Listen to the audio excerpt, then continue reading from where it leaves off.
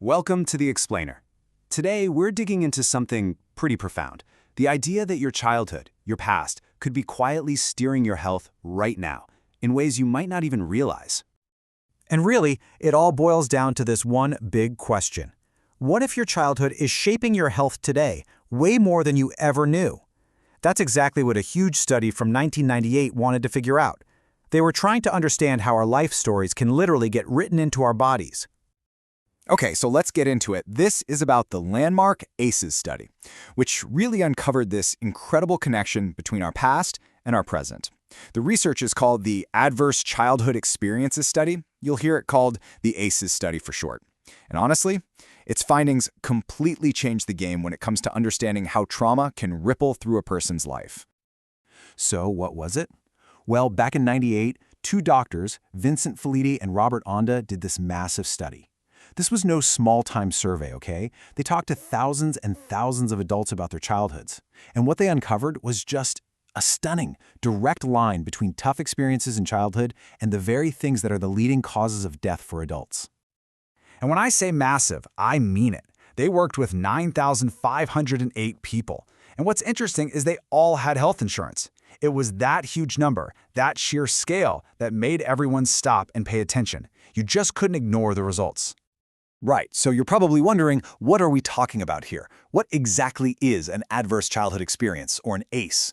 This is a really important question, because a huge part of what made this study so powerful was how clearly they defined what they were looking for. They basically broke it down into three big buckets.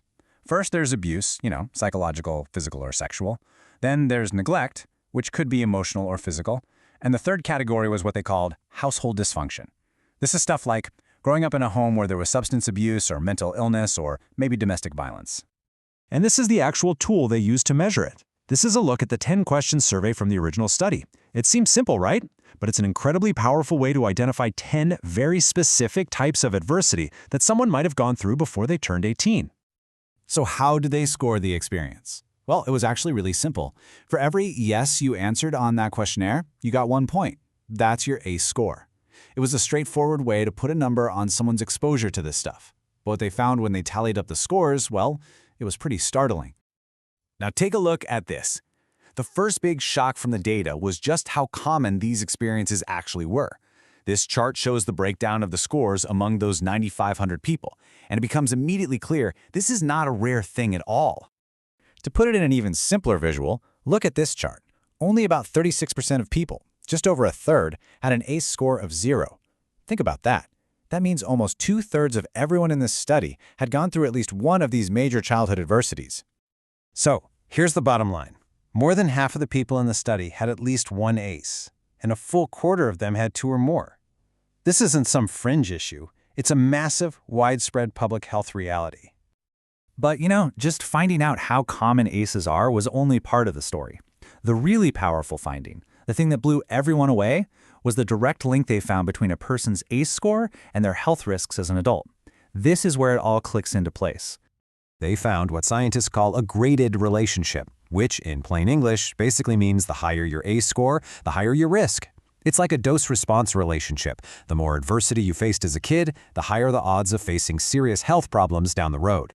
And the numbers are just mind-blowing. Let's take someone with an ACE score of 4 or more. Compared to someone with a score of 0, their risk of alcoholism, drug abuse, depression, and attempting suicide went up by 4 to 12 times.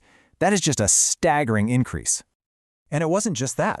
That same group with 4 or more ACEs was also 2 to 4 times more likely to be a smoker and 2 to 4 times more likely to just report being in poor health.